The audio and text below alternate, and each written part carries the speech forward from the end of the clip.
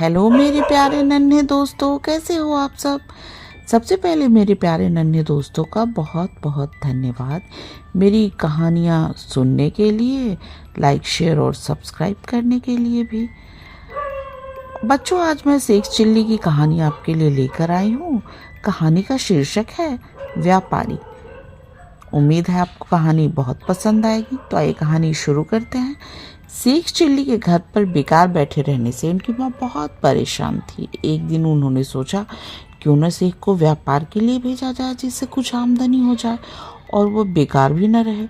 इसी मकसद के साथ उनकी माँ अपनी जमा पूंजी ले बाजार से मखमल के कपड़ों का थान खरीद लाई। कपड़ों का थान खरीदने के बाद उनकी माँ ने शेख से कहा कि वो इसे नगर के बड़े बाजार में बेच आए। शेख चिल्ली की माँ ने उन्हें खास हिदायत देते हुए कहा कि बाजार में इस थान की कीमत इसके वास्तविक मूल्य से 2 पैसे ऊपर ही बताना। माँ की बात गांठ बांधकर शेख कपड़े का थान लेकर नगर के बाजार की ओर चल पड़े। नगर के बड़े बाजार में पहुंचकर उन्होंने एक जगह कपड़े का थान रख दिया और ग्राहक के मिलने का इंतजार करने लगे। कुछ देर बाद एक आदमी शेख के पास आया और थान की कीमत पूछने लगा। शेख चिल्ली को माँ की कही बात याद आई तो उन्होंने शख्स से कहा, दाम का क्या है जनाब, आप बस थान के वास्तविक मूल्य से 2 पैसे ऊपर दे दीजिएगा। शेख चिल्ली की बात सुनकर वह शख्स समझ गया कि वो मूर्ख हैं, इसलिए उसने तुरंत जेब से 4 पैसे निकालकर मखमल के कपड़े के थान के ऊपर रख दिए। शेख जी ने भी खुशी खुशी वो पैसे उठाए और कपड़े का थान लेकर शख्स को देकर घर की ओर चल पड़े। घर लौटते हुए शेख चिल्ली ने रास्ते में देखा कि एक शख्स बड़े बड़े तरबूज बेच रहा था। उन्होंने कभी तरबूज नहीं देखे थे तो वो आश्चर्यचकित हो गए और फल विक्रेता से पूछने लगे कि ये क्या है।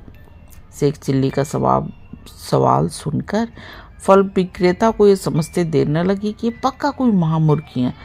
फल विक्रेता ने सोचा चलो इसे बेवकूफ़ बनाया जाए, तो वह शेख से कहने लगा कि ये कोई ऐसी वैसी चीज़ नहीं बल्कि हाथी का अंडा है। फल विक्रेता की बात सुनकर शेख चिल्ली बहुत प्रभावित हुए और उन्होंने 2 पैसा देकर वो तरबूज खरीद लिया, जबकि उस समय एक तरबूज का भाव 1 पैसा हुआ करता था। शेख चिल्ली ये सोचने लगे कि हाथी का बच्चा निकलेगा और उसके बड़े होने पर वो हाथी बेचकर बहुत पैसे कमाएंगे। ये सोचते हुए खुश होकर वो घर की ओर चल पड़े। अभी वो हाथ में तरबूज उठाकर रास्ते में थोड़ी देर ही चले थे कि उनके हाथों में बहुत दर्द होने लगा। शेख चिल्ली ने सुनसान जगह देखकर एक तरबूज को वहां रख दिया और थोड़ी देर के लिए आराम करने लगे। अचानक जब शेख चिल्ली ने देखा कि एक गिलहरी तरबूज के पास से कूदकर बाहर निकली और इससे तरबूज जो कि उन्होंने पत्थर पे रखा था गिरकर नीचे फट गया। शेख चिल्ली को लगा कि वो गिलहरी कोई और नहीं बल्कि तरबूज से निकला हाथी का बच्चा है। ये सोचकर वो गिलहरी को पकड़ने के लिए उसकी ओर दौड़े, लेकिन गिलहरी तब तक फुर्ती से भाग चुकी थी। ये सोचकर कि हाथी का बच्चा हाथ से निकल गया, शेख चिल्ली हाथ मलते रह गए और दुखी होकर घर की ओर चल पड़े। रास्ते में शेख चिल्ली को बड़े जोरों की भूख लगी तो वह हलवाई की दुकान पर रुक गए और उन्होंने खाने के लिए समोसे खरीद लिए। जैसे ही उसने समोसे का एक टुकड़ा मुंह में डाला, एक कुत्ता उसके सामने आकर भौंकने लगा। उन्हें लगा कि कुत्ता जरूर भूखा होगा, तो उन्होंने बाकी बचा समोसा कुत्ते के सामने डाल दिया। कुत्ते ने पलक झपकते ही पूरा समोसा खा लिया और शेख चिल्ली भूखे ही रह गए। घर पहुंचकर उन्होंने देखा कि उनकी माँ घर पे मौजूद नहीं थी। उन्होंने अपनी पत्नी से को पूरी बात बताई, कैसे उनके हाथ से हाथी का बच्चा निकल गया। उनकी बातें सुनकर पत्नी को बहुत गुस्सा आया और वह उनसे लड़ने लगी। शेख की पत्नी कहने लगी, अगर वह आपकी लापरवाही से हाथी के बच्चे को नहीं खोता तो वो दोनों उस पर बैठकर सवारी करते। शेख चिल्ली और उनकी पत्नी आपस में झगड़ रहे थे, तभी माँ घर लौट आई। दोनों को झगड़ते देखकर उन्होंने इसका कारण पूछा। शेख ने अपनी माँ को पूरी बात बताई, कैसे उसने मखमल के कपड़े के थान को बेचा, कैसे उन्होंने हाथी का अंडा खरीदा। शेख चिल्ली की माँ को बहुत गुस्सा आया। उन्होंने गुस्से में उन्हें फटकार लगाया और घर से निकाल दिया। घर से निकलकर शेख चिल्ली गुस्से में चलते चलते उसी हलवाई की दुकान के पास पहुंचे जहां से उन्होंने समोसे खरीदे थे। उन्होंने देखा कि वो एक कुत्ता अब भी वहीं बैठा था। कुत्ते को देखकर उनका गुस्सा 7वें आसमान पर पहुंच गया और वह उसे मारने के लिए दौड़े। कुत्ता हलवाई की दुकान के आगे से एक गली की ओर भागने लगा और शेख चिल्ली उसे मारने के लिए पीछे पीछे दौड़ने लगे। भागते भागते कुत्ता एक मकान के अंदर जा घुसा जिसका दरवाजा खुला हुआ था। शेख चिल्ली भी उसके पीछे घर के अंदर घुस गए। कुत्ता दीवार फांदकर घर से बाहर निकल गया और शेख चिल्ली उसे ढूंढते एक कमरे से दूसरे कमरे में जा पहुंचे। वो कमरा उस घर की मालकिन का था जो उस वक्त वहाँ मौजूद नहीं थी। उसी कमरे में सोने चांदी के आभूषण से भरा एक छोटा संदूक दिखाई दिया जो खुला हुआ था। उसने किसी को आसपास न पाकर एक कपड़े में सारे जेवरात डालकर गठरी बना लिए और किसी के आने के पहले ही वहां से निकल गए। उस मकान से आभूषण लेकर शेख चिल्ली सीधे अपने घर पहुंचे और अपनी माँ को गठरी सौंपते हुए पूरी बात बताई।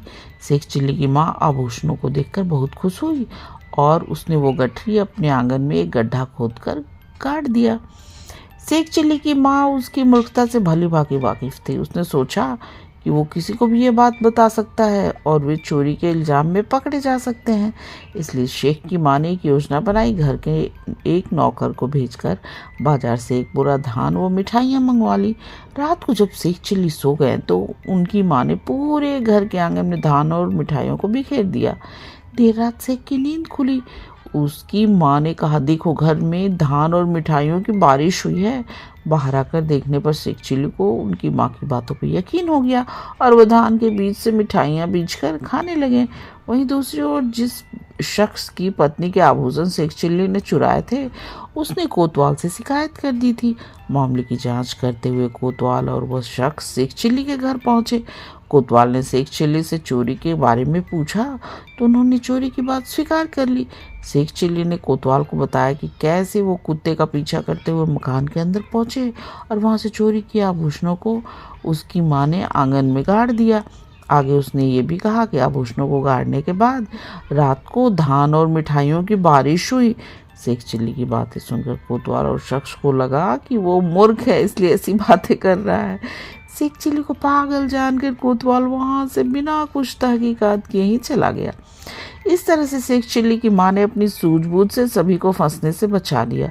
इसके बाद शेख चिल्ली की माँ कई दिनों तक एक एक कर उन आभूषणों को बेचकर परिवार का खर्च चलाती रही। बच्चों, हमें इस कहानी से यही सीख मिलती है कि पहली ये कि कभी किसी की बातों में नहीं आना चाहिए और दूसरी है कि सूझबूझ से लिए गए फैसले से हर मुश्किल हल हो सकती है। बच्चों, अगर आपको मेरी कहानी पसंद आए तो प्लीज़ मेरे चैनल को सब्सक्राइब करें और मेरे प्यारे नन्हे दोस्तों, आप आराम से सो जाएं और सपनों की दुनिया में खो जाएं। गुड नाइट मेरे प्यारे नन्हे दोस्तों, गुड नाइट।